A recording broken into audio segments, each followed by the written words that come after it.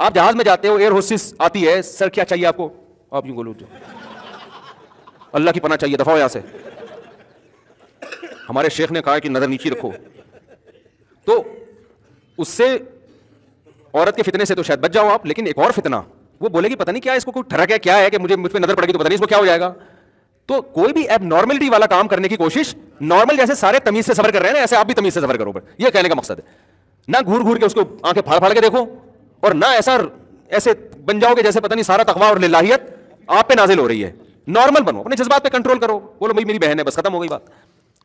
اب یہ میں اس لیے بتا رہا ہوں کہ بعض دفعہ علماء کے ساتھ بھی ایسا ہوتا ہے.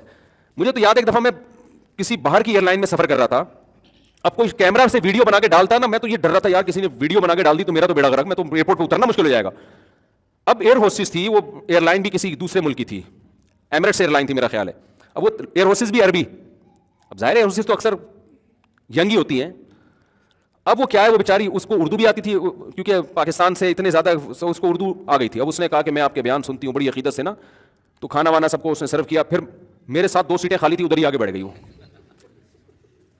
اب ایئر ہوسٹس بیٹھ گئی, کہہ رہی وہ آپ سے مجھے آدھا گھنٹہ اس نے مجھ سے بات چیت کی ہے. اردو تھوڑی کمزور تھی اس کی, لیکن اپنے مسائل اور یہ, اور مجھے آدھے گھنٹے میں, مجھے الحمدللہ اللہ سے امید لگا کے کہہ رہا ہوں, کوئی دعوے نہیں, مجھے کوئی الحمدللہ فتنہ نہیں ہو رہا تھا کہ جو ہے نا جیسے ایک ٹین ایجز لڑکوں کو, تو وہ تو شاید یہ تاریخی لمحات ہوں ان کے لیے نا, ڈائری میں لکھ لیں. ہم تو بھائی 15 بچوں کے باپ ہیں الحمدللہ, گھر ہے اور ایک ایج بھی ہوتی ہے انسان کی, اور پھر کچھ اپنے اندر بھی. میں نہیں کہہ رہا کہ مجھے تو ڈر لگتا ہے کوئی دعوے کبھی نہ کرو بیٹھ کے, لیکن اس وقت بہرحال مجھے کوئی ایسا فتنہ عام طور پہ ایسے موقع پہ ہوتا نہیں عام طور پہ.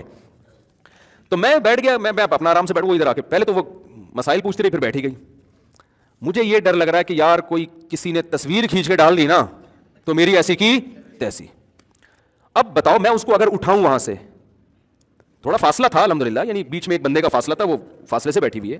اب میں اس کو بولوں کہ آپ یہاں سے چلی جائیں, تو یہ غلط رویہ ہوگا. یہ آپ ایک میسج دے رہے ہیں کہ گویا مجھے آنٹی چونکہ آپ سے بہت فتنہ ہو رہا ہے اور اب میرے جذبات کنٹرول میں نہیں ہے, اور گناہ سے بچنا بھی فرض, گناہ کے مقدمات سے دفع ہو جائیں یہاں سے آپ. نتیجہ چاہے کتنے اچھے اخلاق سے آپ بولیں, تو ایسے موقع پہ جب وہ آپ کو اپنا ایک روحانی پیر و مرشد سمجھ رہی ہے, اور کراؤڈ پورے مجمع میں, کوئی بند کمرے میں تھوڑی ہے, بند کمرے میں کسی عورت کے ساتھ تنہائی جائز نہیں ہے. اتنا براڈ مائنڈڈ نہ بن جائیں کہ شرعی حدود ہی کو کراس کرنا شروع کر دیں.